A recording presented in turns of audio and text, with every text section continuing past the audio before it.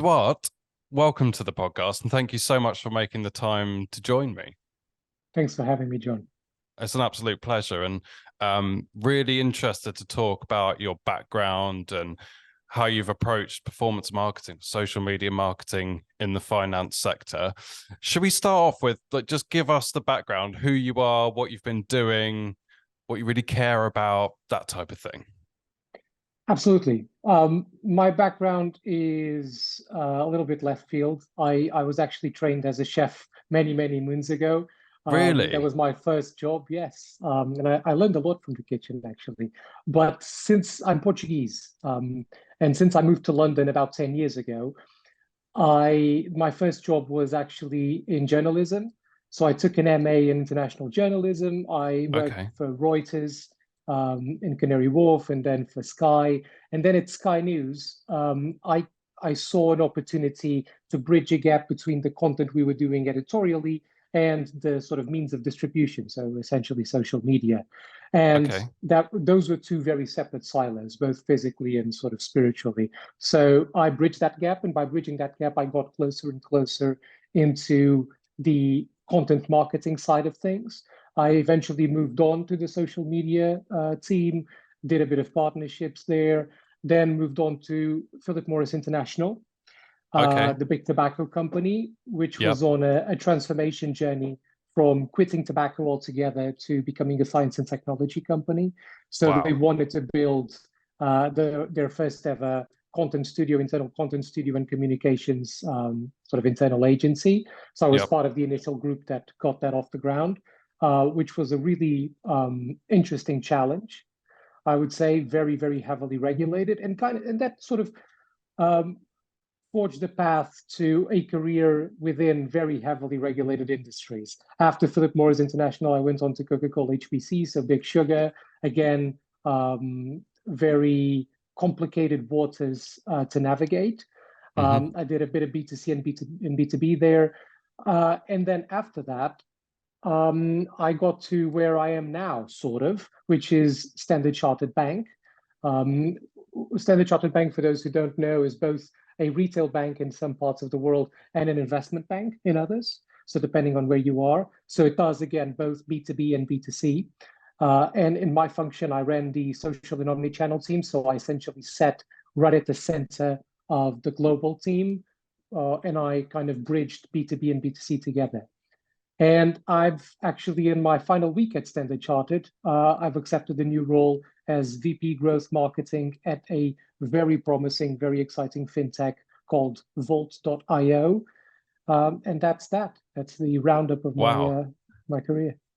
Yeah. That's really cool. So, do you enjoy the challenge of working in highly regulated industries? Because you got tobacco, albeit going through a big transformation, which in itself is a challenge, sugar, right, and finance. Like, do you enjoy challenging situations? Because they're not, you wouldn't pick those for an easy ride, would you? No, you wouldn't. And I do think it just suits my personality in a way. It's not common for someone who starts their career in marketing and social media to pick companies where creativity is constricted, like the industries that I worked in. Yeah. But I have to say that the constrictions and they just allowed us to be creative in other ways, maybe not in the sort of fun Duolingo, Ryanair kind of way, but Yeah. definitely in a strategic way. Creativity is not just about design or video or content. It's actually about strategy. It's about finding new ways to do old things, right? And I found that actually working in heavily regulated industries is where I met the most creative people I worked with. Because you're almost forced to think creatively and solve challenges within your day to day that you otherwise Ab- wouldn't have. Absolutely. There's no easy path, right? There's no sort of funny memes. There's no tongue-in-cheek tweets. There's none Yeah. of that. You just can't Yeah. do it, right? So you have to find new ways of telling your story in an impactful manner. Yep. And it just forces you to be a lot more strategic, Yep. because your goals still need to be met, Yep. and you just don't have the usual levers that everyone Yeah. else does. There's nothing like being in the deep end to try and work out new ways of doing things, or when you're faced with a bit of a wall and you've got to get around it. It Yeah. just it does breed kind of creative thinking, I think. And did you ever, like, I imagine you have, throughout those roles, come up against situations where you've had to get buy-in for doing things perhaps slightly differently, or kind of pushing a couple of barriers in terms of moving things forwards in a business that's not used to that within Yeah. social? Like, have you got any examples of that, and also how you came around that? Because I always think that's really interesting, particularly in larger, uh more traditional businesses. Yeah, I always found that in every company I've worked for. And I think that's not just the nature of the company being in a regulated industry, but also the size of the company. I think Yep. that several marketers will probably have faced the same thing in their careers, when working for big multinationals. When trying to get something new rolling, it's always a big challenge. Just Yeah. the sheer amount of stakeholders you have to go through, is sometimes quite insurmountable. Yeah. But I think the examples that come to mind, Philip Morris definitely, when I came in, it was about telling the story of a company in transformation, that was ditching its old product and switching to new products, but you couldn't talk about products. So, and not in the sort of Of course. Yeah. creative, not in the sort of creative and avant-garde way that Steve Jobs tells you not to talk about the product, right? This is actually, you You cannot can't legally talk you can't about the talk about. product, Yeah. right? So we had to navigate that, and that was definitely challenging. But the way around it was actually less about, like I said, about creative design or creative copy, and it was actually about creative org management. So what we did was very simply, okay, if we need to, everything that we post on social or every piece of content that goes on our blog or on our website, if that needs to go through various legal hoops and loads of different lawyers, then probably the best thing that we do is, instead of having to create a system and a workflow where you have to email those or get them into your Sprinkler or Sprout, and having lawyers have to navigate those softwares which they're not used to. Actually, let's just bring a legal counsel and embed him in our team. And that's what we did. And that Right. changed the Okay. whole ball game. So we actually brought him into our creative meetings. We brought him into our ideation. So everything that we did, uh, we had Wow.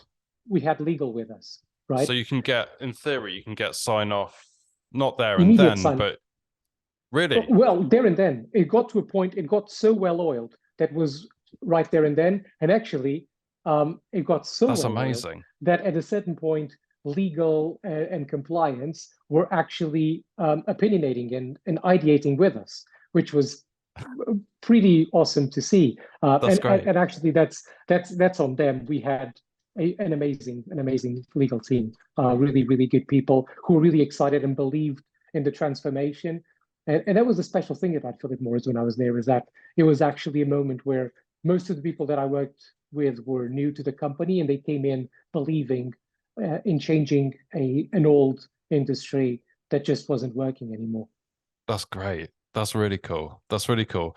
On that note about bringing new people in, when you're, I guess, in those situations, be that in any of the companies that you've worked for, and you've got to recruit people in who, I guess, maybe they're excited about getting to the field of marketing or social media, and they like the idea of being creative, and they come into the role.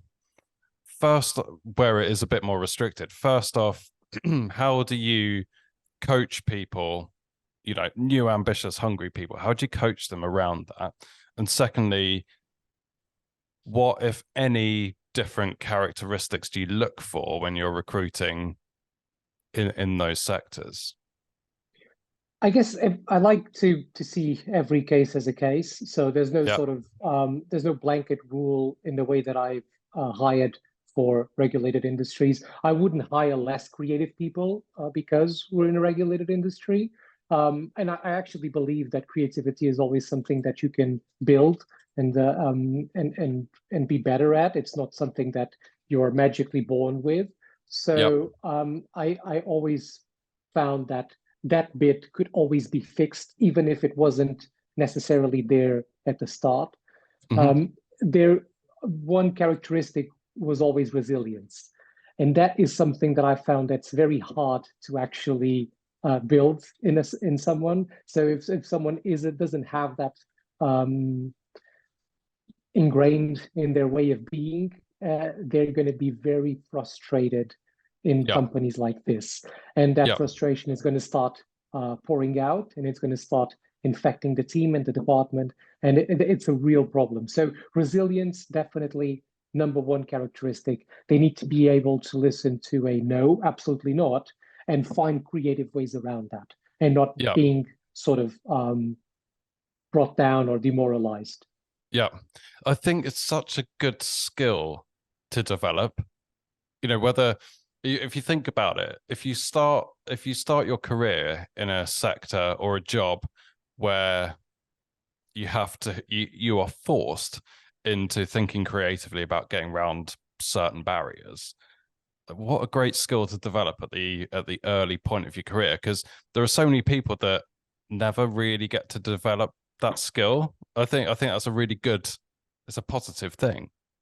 Agreed. And it's actually it's funny because if you look at younger generations, which is usually most of my most of the people that I recruited were actually quite significantly younger than I am, just because of the nature of social media as a Yep. function. And it's funny because it's an amazing generation, very creative, incredibly, I would say, confident and energetic. But one thing that I did notice is a fundamental lack of resilience within this newer generation or these new generations compared to older ones. And I think so that was definitely something that I always had to bring to their attention and foster in them is the don't let yourself be demoralized when things don't go your way. Keep going. Yeah, I think that's amazing. That's absolutely amazing. So if we switch the topic slightly towards, it's on the same path, but getting buy-in, measurement, seen a lot of your content on LinkedIn about accountability within marketing. So first off, what do you mean by that? Like, when you're talking about accountability in marketing, what does that mean for you? I think that to go into that, I need to draw on my own experience and my own story. Because I was trained as a journalist originally, and my Yeah. first foray into marketing was actually excuse me, was actually marketing comms. Okay. Yep. I know that there are, depending on what your marketing function is and what their goals are within the company, there are marketing teams that just do not have business accountability. And it's not uncommon to find marketing teams whose job is solely to spend a budget within limits on that year. And some marketing teams don't even have a budget to spend. They just create content as if they're a media room. Because there Yep. was this sort of, with the advent of content marketing, which I think was fantastic, but I think we tended a little bit too much towards the let's build an internal newsroom format of marketing. And frankly, what I've noticed is that unless a previous journalist is very, very interested in becoming a real marketer, in understanding business language, in contributing to the bottom line of the business, I would say that there's not a lot of use, especially in the economic era that we now are facing. There's not a lot of use for journalists within a highly performing company. And that's because journalists and marcoms professionals are not used to looking at spreadsheets. They're not used to worrying about ARR. Most of them won't know what that means. They've never seen that before. So when I talk about accountability, I talk about building a marketing function that does not hide from performance, and especially does not hide behind brand. Because even if you go out of the whole Marcom's dilemma, and if you go into proper marketing, there's still the sort of age-old division, brand or performance. And I Yeah. really don't see things that way at all. I think that's a Yeah. big mistake. And I think that was, if it was true back in the 70s, when all you did was brand marketing and you just put a TV ad on, and then who knows what effect that actually had on Yeah. the results that year. It's no longer the case, right? Yeah. There are now tactics. So performance shouldn't be a type of marketing. Performance should be the tactic that you use, whether you're talking about brand, albeit I would call it demand generation, not brand, Yeah. or demand creation, and then demand Yeah. capture. So lead generation, right? Yeah. So all of this brand plays a part in, and all of this should be run in a with performance tactics. So they should be measurable, they should be accountable, they should be effective. Yeah. It's what is that doing for the business? Exactly. Black and white. It should, and I think it should be fairly black and white. Even this is just my opinion coming out now anyway, but even if you're doing brand building or demand generation activity, there should be a black and white way of knowing if that's generating the demand that you need, right? Always. And Always. it can get so fluffy. I mean, we still occasionally get briefs that are very, very intentionally written to be separated from performance marketing. As in, Mhm. this is just about brand, it's about impressions. We don't want to know about ROAS, we don't want to know about revenue. Like, why? Yeah. Like, It's I think it's a mixture of ignorance, to be perfectly honest. It's about not knowing how to build a model that actually connects brand to revenue, and also a certain degree of comfort, right? It's comfortable to be able to spend a budget without yeah, of course. without thinking about ROI. Of But course. then the problem is that it will come back to haunt you, because Someone at some once point is going to ask the question, right? exactly, especially in tough economic times, right? Yeah, yeah, Especially when if you're not contributing to the growth of the company, or at least maybe you are contributing, but if you're not measuring it, if you're not proving that contribution, what will happen is when the budgets need to be cut, your budget will be cut. yeah, Um, and that's a problem. And I think that in itself should just push marketers to try and be closer to sales and be closer to customer success and build that sort of go-to-market engine, right? And actually yep, stop thinking about marketing and sales and customer success, and just think about building a go-to-market engine, and yeah, where the three teams work together, and are measured within the same KPIs. yep, They yep. should be the same. The end KPI. This okay. Next question, right? So the Yeah, end KPIs are obviously um sales, revenue growth, business growth, market share, yeah. that type of thing, because that's why you invest money in marketing, right? But if you're, and I don't know how much you can talk about your new role within this context, but it's probably quite a good example potentially. If you're going in to launch a new brand in a new market, you have to invest in demand generation, right? You have to. Definitely. And there will be a lag between that investment and when you start to see a return on that investment. Definitely. So you can't use metrics like CPA or revenue necessarily because there's a big gap. So what KPIs would you use as an interim measure in that circumstance? And we're all sat here going, yep, yep, yep, we need to get the ROAS at the end of the day. We need to generate the revenue at the end of the day. But how do you know that if you're generating demand, you're generating the right demand that will eventually lead to revenue?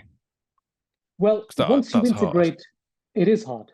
But once you integrate customer success and you stop thinking of the funnel like a funnel and you start thinking about it as like as a flywheel, as HubSpot put it, Yep. what you see is not just planting the tree, shaking the tree, and picking the apples. It's actually what happens after you pick the apples. So once you start a marketing function, there will already be customers.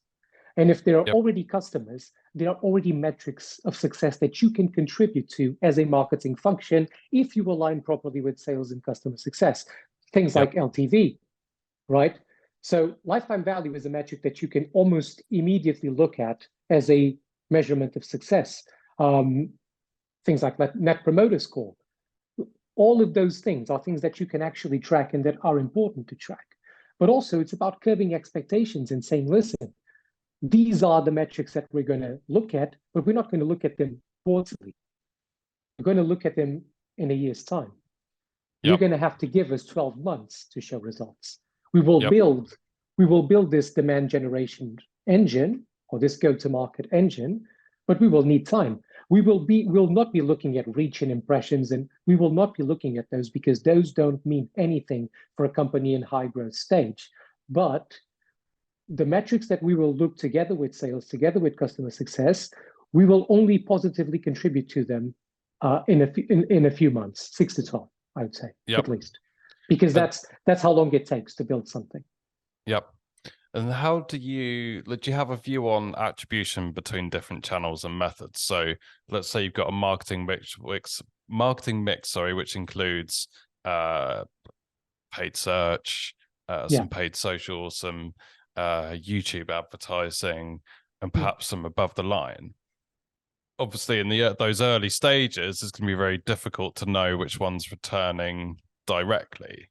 But though, how do you balance it out? Because they've all got slightly different attribution models. Some are going to look great in Google Analytics, some won't look great in Google Analytics. Have you got software that you recommend, or do you have a model for that, or do you just look for overall impact on growth? Listen, one of the things that us as a function, I think, have slowly realized, and much to the credit of voices like Chris Walker and co, which and now anyone in B2B knows, is that classic software attribution models, it's not that they're not important, but they only tell you part of the story, and sometimes they tell you the wrong story, right? Yep. And you have to be careful with how you use them. You should still use them, specifically on that picking the apples from the floor bit. You can still use software attribution models, and you should. But then when you're actually creating that demand, you still need to attribute it. You still need to know where that demand is being created. What are the programs? What is the content? What are the channels that you're using to create that demand? And Chris Walker talks a lot about self-reported attribution. I think that's a fantastic way to do that. But then it's also about starting with, if I start in a new job, and obviously the creating demand bit will take a while, especially if I'm working in a new category. You have to do category awareness before the funnel, right? Before brand.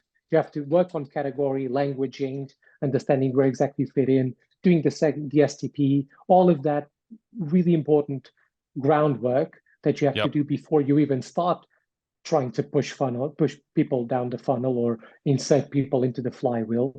But the truth is, you can still pick. There will be apples that are already on the floor for you to pick, right? You just need to understand. You just need to understand where they are, and so you can start already showing something, hopefully. And the way you do that is high intent signals. So what you don't want to do is you don't want to come in and start generating leads, MQLs via gated content, right? Give us your email address in exchange for a white paper. Here you go, sales team. Go waste 6 months of your life trying to get this person to become an opportunity, and then another 6 months to try and win it. And ultimately, you'll understand that the MQLs that you're giving have a win rate of 4% instead of 25 to 50%, which is what they should have, right? So you don't want that to happen. So what you want to do is, okay, if we are at the same time as we're building brand and category, and creating demand. If you want to start picking the apples that are already on the floor, that already are ready to buy, are in market to buy our product, or at the very least, have identified the problem that our product solves, right? At that very least, what you need to do is you need to have a software that gives you those high intent signals, that studies the market for those high intent signals. And that, I mean, stuff like software like 6 Sense can do that very well. But what you need to do before you integrate 6 Sense and before you start spending a whole lot of money on MarTech, which again, it can seem like a solution, but it isn't, because it can become expensive. It can become, it can skew your data. It can swallow loads of your resources. So you don't want to do that either. So what you want to do is you want to be really good at your STP. You want to do account-based marketing properly. So you want to get out of the whole total addressable market bucket and go into ideal customer profile. And get small with your ideal customer profile, right? Don't go crazy. Like choose the 20 accounts, 50 accounts that are really important, depending on what stage obviously the company's in. I'm thinking of my own plans for the company at this stage, but you want to choose a limited number of accounts that you want to go after, and then you bring in something like 6 Sense to study, what are the behaviors of the particular buying groups online. Have there been any movements within the companies, any new hires? Are they disgruntled with their current suppliers? 6 Sense can give you all of that intent data. And that's the intent data that you'll use to then create lead generation programs, right? Then you can start your nurturing, and then you can work on MQLs by picking the apples that are already ready to be picked from the floor. So it's about taking like a really, just to me, that's just a very logical approach of pick the easy wins, keep it relatively simple to start with, then start to analyze in more detail, then start to grow it. And I guess that way you're generating results to the business faster because you're picking the easy wins, the apples off the floor. But you're also, I assume, having a much easier time building a case internally for more investment and winning more confidence that we're going to see the real results in 6 to 12 months' time. But this is what we're delivering now. Buy-in is very important. Yeah. And you always need to show something. There should be, my opinion is that there should be tolerance to any new marketing function when they're coming in cold to a company, a Series A, Series B, Series C, or even early stage. Although early stage probably doesn't have a marketing department, but when you're coming in, there should be a degree of tolerance for immediate results. If you're looking for quick wins, especially if you're playing in a new category, I think that you're setting yourself up for failure. It will be very difficult. You can, of course, aim at being more effective and increasing the quality of the accounts that you already have. So working with sales and customer success to increase lifetime value, to maybe even cross-sell to existing customers, to nurture leads that are a bit dead. So marketing can play a role in all of that. And then obviously to do the PR and comms side, to build your brand, all of that is important. But you just need to build a strategy with a roadmap that says, listen, this is what we're going to do first, and this is what we're going to do second. We're going to start measuring it at the second point, and this is what we plan on 3, 6, 9, 12, 16 months. Yeah, that's brilliant. I think it's just really good advice. And do you have, if you look back across all your roles to date, all the challenges that you've had, all the challenges you've overcome, everyone you've hired, looking forward to your new role as well, like what would your biggest piece of advice be for someone in a similar position to yours, or who's about to go into a role like one of the roles you've done? Understand the business. And I don't mean understand the company or even the industry. That comes after. That's also important, but that comes after. Understand business. Because again, there are not a lot of marketing departments currently, especially in big companies, that will give you access to your BDRs or your SDRs or Yeah. your strategy team or even to your sales team, frankly. And you need that access because you need to understand their language, you need to understand their metrics.